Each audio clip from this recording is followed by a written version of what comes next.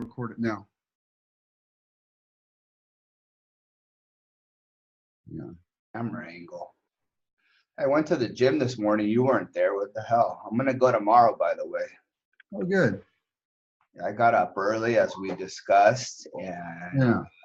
All right. So hey, we're live. all right, sweet man. Welcome to our first real estate and loan Abitano. And what's the name of your company? Well, Hector Ramirez Loans. Hector Ramirez I'm just kidding. Loans.com I'm podcast. I'm Hector with RPM Mortgage, local direct lender here in San Jose, California. Yeah. And Welcome. It's November 8th, 20. you've been working since November 8th last year, so you're pretty new then, right? Yeah, a little green, you could say. Come on, man. So yeah, and I'm Vito. I am the broker owner of Abitano Real Estate, and I've been in real estate for 15 years. I mainly focus in South San Jose. I'm a community involved broker, and I do events and park cleanups and all sorts of stuff. And that's kind of where our soft spot is. And so just helping people move on and or move up and or move down. So earlier we were just talking about Proposition 5 and Proposition 10, which are two different propositions. We'll go through it and why both of them died. And Hector was asking a few questions here about it. And I do have this calculator. You can see a little bit and understand what's going on with it. So what questions do you have, Hector? Well, I love the calculator, first of all, because I think I understand it, but I certainly have a lot of questions with it. So my question was, in looking at your spreadsheet, was that I guess my question was that the house that the original example you had in there, the house that you're buying was more expensive than what you originally paid for your current home or your departing residence, right? And so that was my question: is does it have to, obviously the idea is, for instance, baby boomers, that they're probably buying less home, right? They're moving into their kind of maybe their retirement home, and so I think the assumption is that they're going to have less of a home. The value is going to be less. Does it have to be? With Proposition 60 and 90, it had to be equal or lesser value, and it only worked with 10 or 11 counties in California. So if you moved out of California, this is kind of a moot point, right? This is if you wanted to stay inside of California. With Proposition 5, it would have allowed you to go to any county within California, any of the 52 or 58 counties that we have. And but with Proposition 60, it only allowed you to move down. With Proposition 5, you could do either. And everybody that asked me about it, I always said it was like a Rubik's Cube formula, because it's not really difficult to understand it once you look at the formulas, because it's, X plus Y, parentheses, minus Z, and that's how you figure it out. It's the new law allowed you to move up or move down, and it was a lot of people voted against it. So we voted against it as a state, and the proposition died in-house. That makes sense? Right. Okay. So originally, back in the early 80s, Proposition 13 came around, and there was some hidden discussion about whether or not Proposition 13 would be removed with this new Proposition 5.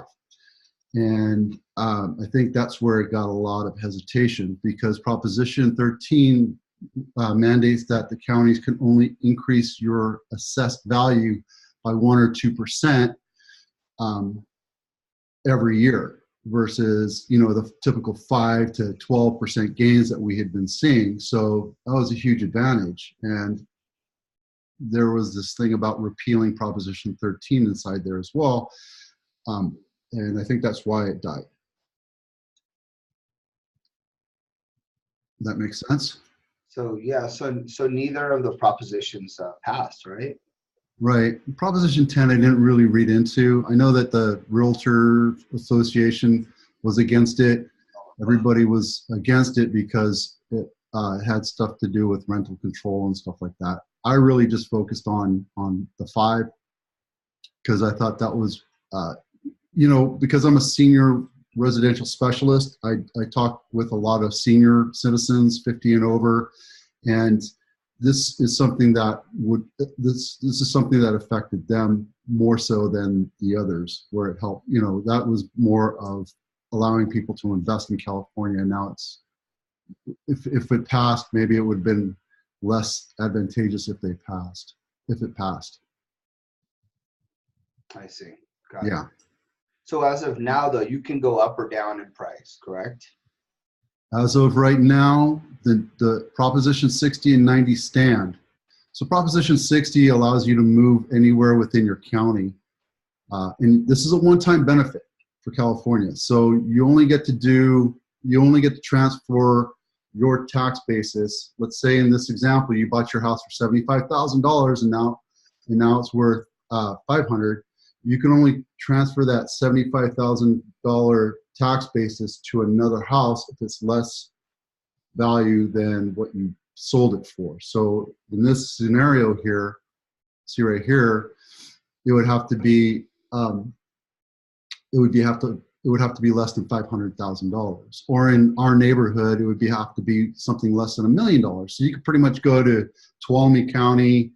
Well, actually, Tuolumne is not part of it, but you can go to one of the 11 counties and go wherever and take advantage of that as well. Actually, yeah. Okay, so with 60, you have there's certain counties that you can. Right. I got confused a little bit there. Proposition 60 allows you to transfer your tax basis to any other house lesser value within the county. And it's within Santa Clara or Monterey or one of the other 11 counties. Proposition 90 allows it to go to the other 90 or other 11 counties. So that's the only real difference between 60 and 90 is 90 allows you to go to the other 11 reciprocating counties. Got it. I see. And those are all in Northern California, or? They're all in California. They go down to, I think, Orange County, Los Angeles County. Okay, got it. And if you have questions about that, then we can always text me, email me. I'll put you in the right. I'll give you the right links to the county assessor, your local county assessor, and show you how to research that for yourself. Yeah, that's good. It's good to know. Like I have kind of an overview, but it's always good. And I mean, yeah, it's really kind of an area where you guys do really well, right? And that's why, anytime I field questions like that, I'm happy to kind of send them over to you, so that our clients can get a clear understanding of the implications, the tax implications when they go to sell and repurchase. Right. That does, this doesn't take into account the what was the name of that? See, that's what happens when you get old. You're not that old. Capital gains. So once you get over 500, so that the $500,000 capital gains thing is still in effect. So matter of fact, earlier this year, I met with a guy who lived in Cupertino. He had a 2,500 square foot house, and he came back from Vietnam, the Vietnam War, and he bought that house for $37,000. Fast forward 40 years, he's getting on in age. It's a 2-story house, and he came to me saying, "I want to move into a single-story house." Well, now in Cupertino, that house is worth $2.5 million, right? So he would wind up, after sales costs and everything else, he'd have to roughly pay capital gains tax on $1.5 to $1.6 million, which roughly translates to about $500,000. He goes, "Vito, for $500,000, I could put an elevator in my house." And I said, "Dude, for $500,000, you can have it gold lined." So, obviously he's going to stay in place. And the advantage to him right now is he has a wife that's younger, not like 20s, but she's, 50, 60. The advantage is once one of the couples pass on, then the tax basis gets raised up to current market value. And then that's the time for people to sell.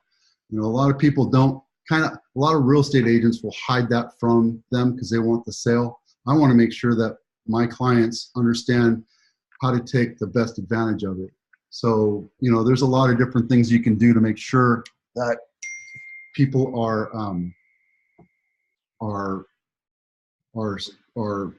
financially set, unless they absolutely have to move on. In case they happen to be diagnosed with Alzheimer's or dementia or some other disease, then there's things that we can do to work around that as well. Nice. So in the event of of the client, he's going to stay put. It just makes more sense for him to do that. Yeah. I mean, I again, it's not for me to say you should sell your house. It's me to present all the facts to let them be educated on what I know and make decisions off of that. And that's, I lost a sale, but I gained a client forever because they trust me now. And that's more important to me than, selling a house. Right. So, absolutely. So enough of that. Let's talk about you a little bit. How are we doing with the loans? What are the interest rates at? I heard they're climbing crazy. Yeah, that is true. In fact, today was Fed day, right? So actually the Fed met 2:00 Eastern. So they just kind of completed their meeting, and kind of as expected, no additional increases in rates. As you know, we've increased 3 times this year. And so they're holding steady, and really kind of steadily rising. They're currently sitting a little over 5%. We've been hovering in that 5% range for some time. And again, yesterday we lost a little bit of ground. The economy seems to be remaining on track. Last week, all our income, our jobs report, which is always a good market mover, came out, and we've continued to add jobs month over month. Our reports have come back higher than what was estimated. So strong job gains. Our inflation's staying right around their target of 2%. So in terms of policy and what's happening, I mean, things are continuing to be strong, and we probably expect rates to continue on their path, right? Which certainly puts pressure on our buyers, right, to absolutely to really make a move if they're considering purchasing in the next year or in the near future. It is something to consider. We for the first time in really the last couple of years, we're seeing our inventory higher. It's in fact higher than it's been, the last 2 or 3 years, currently in our county and our surrounding counties, right? So I think for a buyer, this is probably, the most advantageous time we've had in a while, right? So, if you're renting, if you're considering moving up, this is a great time to talk to your local lender, to talk to your realtor, find out exactly what's happening in your own community or neighborhood, and just, kind of crunch some numbers and really evaluate whether the timing's right for you. As you alluded before, what we do well for our clients is just really laying out good information so that they can make the best decision, right? Right. I think I told you yesterday, I did the numbers over the last increase, which is less than 0.2%. And it made the news. Everybody was, all the media was crying that the sky was falling.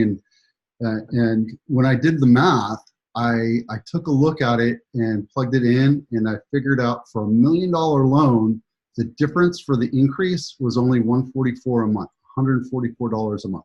It's a lot of money, but now when you're looking at, you know, $5,000, $5,200 a month, it makes it less affordable, but not that much more. Does that make sense? Yeah, no, totally. Yeah.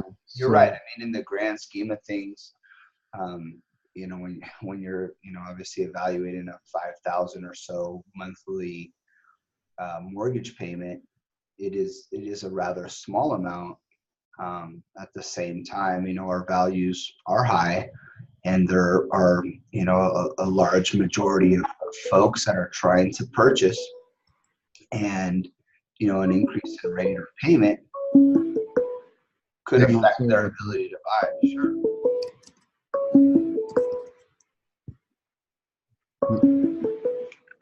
Oh my goodness. Hang on a second, guys. I'm getting all your I know. for future reference, we'll mute all your devices. Yeah, for future, put that down in our notes. Hey, this is the first one, right? We're supposed to make mistakes. This is perfect. Exactly. It's cool. I like that I can mirror your screen. Can I do that as well? Yeah, as a matter of fact, I can give you control too. So if you wanted to show any kind of information, like what I have up here, I can send that off to you as well. Right. That's a great little. Is that a direct mailer that you have there? Oh, yeah, this is my monthly direct mailer. Thanks for asking. That's great. So what do you do? Do you send it to your local area? I mean, I know that you've lived in the Blossom Valley area for a really long time, and you know, have a good presence in that market. So you're sending this once a month to one zip code, several zip codes? What kind of information do you typically put on it?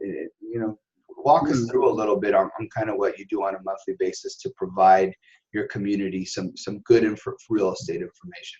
Yeah, so this right here is really basically it's 4 pieces of information presented in 3 different ways. If you like to read through, copy to make it more understandable, however you want to digest it, I make it so it's available for you to read it any way that's easy for you to do it. For example, this is all copy. It has the exact same information as over here, and you know, obviously there's going to be a little bit more detail in the copy side versus the chart. But then when you get to the graphs, it kind of gives you a very good visualization. That's how I operate. This is how I digest information. If you looked at everything, you know, I'll try to expand it here real quick and minimize that. This really is just a view of really quickly this year versus last year, and what that really means, you know, from the market standpoint, you know, and a lot of this is kind of clouded because if you looked at the charts, it gives a little bit more detail as to month versus this year to date versus last year to date. So, you know, like median sales price is up 16.5%, but that's really because if you look at it, it's right here. The 16% was really in March, April, May, we were up almost what I'd say 25%. And the last couple months it's just shrank down. You know, this is, if you look past the last 5 years, you see that our prices have increased exponentially over the years. And every month you see that things kind of pop up in March and they kind of slow down in the summer. And December, October, November, December is kind of up and down. And there's a lot of different things. What you're seeing right here in 2018 is just the market is just normalizing and taking a rest. I think it's taking a rest. I think it's good that rates are going up. You know, before this happened, everybody was talking about housing crisis. There's not enough houses for people that are moving in, and you know, we have all these issues about time crunch. And funny how the news works, right? And that's what's kind of dangerous sometimes about, you know, the media is, you know, their stories that they put out, quite frankly, scare people, right? And a lot of them I think are very deceiving. They're designed, you know, I was in publishing for many years, and every headline is designed to catch your attention. And every piece of video that you watch on news has one bias or the other. You know, I hate to say that media is unbiased or is no longer unbiased. Back in the 60s and 70s, it was even propagandized, you know, but today it's all focused on the powers that be and how to make them look good or bad, you know, and that's how it is. And, you know, this really right here, I have to say this is a result of the media saying, hey, let's capitalize on everybody that's paid too much and see if we can lower the market. And sure enough, they have that power. So much so that, you know, in the summer we saw about 14 days on average for days on market. In the beginning of the year, in March, April, we were seeing 7 days on average. That means houses were being sold that day, the day that goes on market. There was so much competition. Nowadays, we're seeing, you know, 25, 27 days. And if you look at any other market outside of, you know, Silicon Valley and New York, you're looking at 30 to 35, 40 days on average. So, you know, we have more competition here because we're in a very secluded area. We have a lot of high paying jobs. And that's helping to keep the days on market low. Now, is it newsworthy? I don't know if it's newsworthy. I want people to see this kind of stuff and be aware of the reality behind it, not just what the media is saying. So, again, if you look at this is list price to sale price. So if I listed a house at $1 million, I can expect in March for it to go for, or April for it to go for $1,150,000. Mm-hmm. Nowadays, we're getting back to normal where we're seeing it just right over $1 million. So, you know, for example, I just sold a house. We listed it at $985,000 and it sold for $1,035,000. That's not 15% over. I'll tell you that. It's just over, but you know, we sold it in 7 days. We presented it upright. We got it all prepped up. And so every house is different. Every house has a different story. But on the average, these are what you're looking for our area. And you were asking what zip codes this was for. This is for Area 12, which includes 95123 and 95136.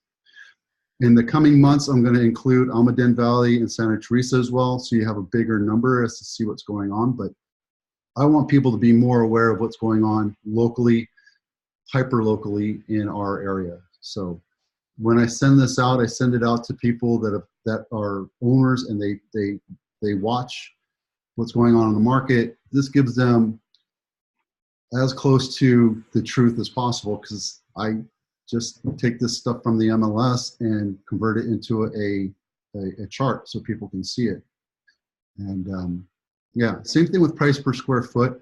A lot of people will look at their house and say, well, my house is worth, you know, $1 million because price per square foot measures out and this and that. It doesn't work out that way.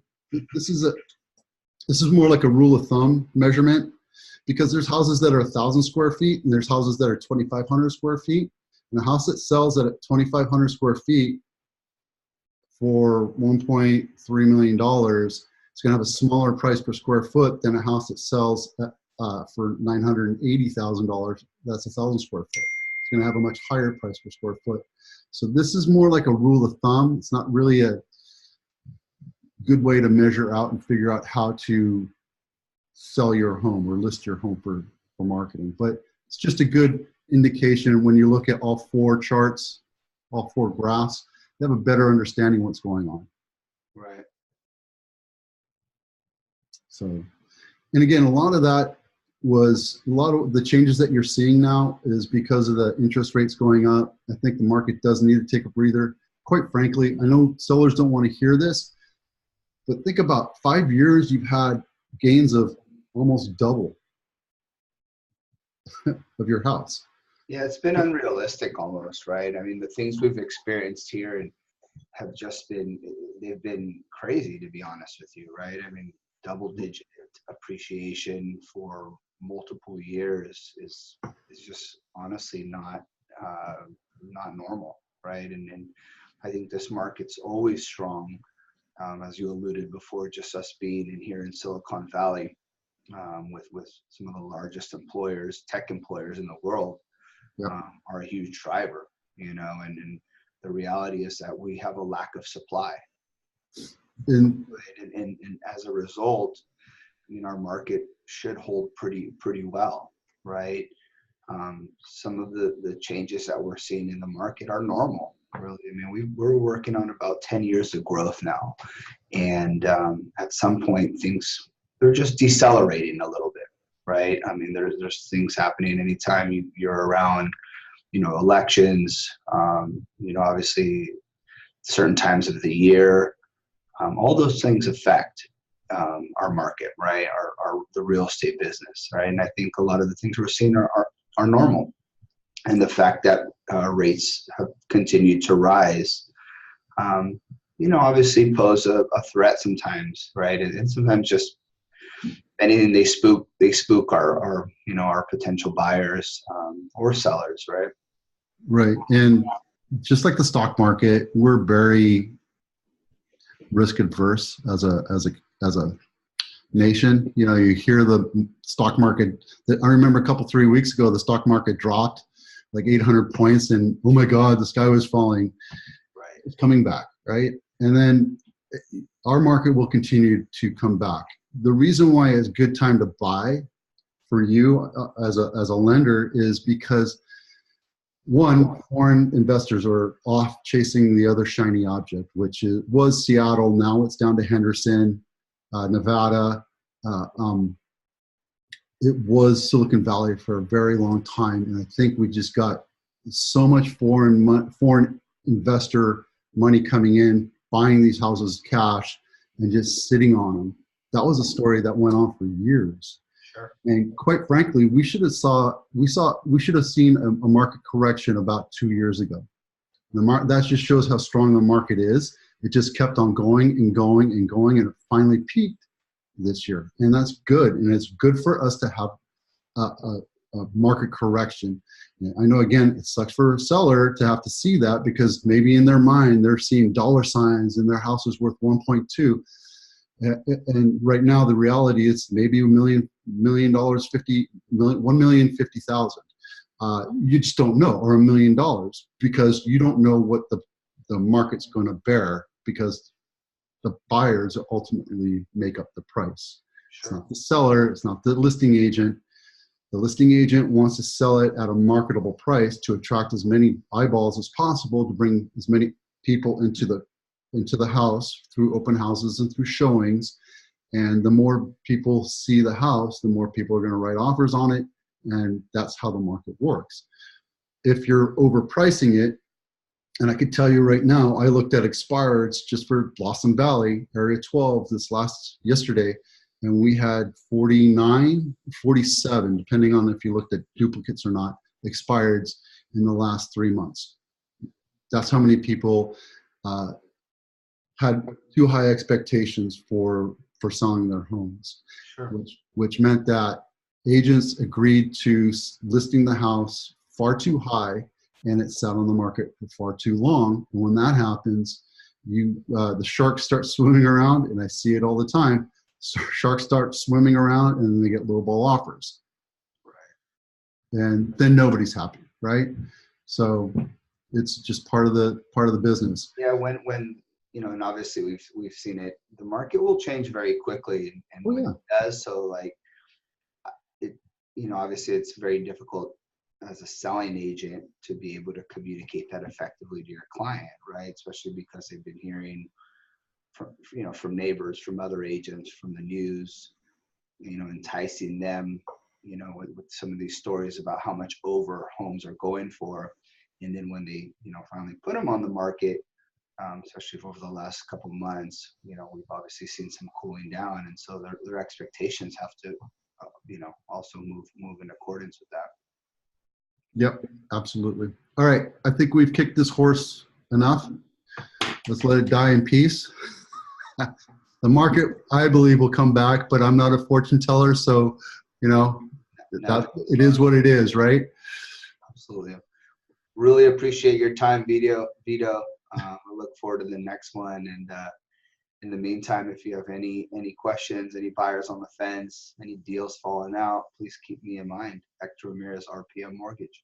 Yeah, and I'll send everybody's contact information out on the broadcasts, whether it's a podcast, whether it's a video, however you're consuming this media, we'll get it to you so you can contact us and ask us questions about the market, or if you just have, real estate or lender related questions, that's what we're here to do, is help you out. Yep, that's it. Thanks, Hector. Appreciate your time, Vito. Have a good rest of the day. Send me a copy when you get a chance. All right. Right on, man. Thank you. Thanks. Bye.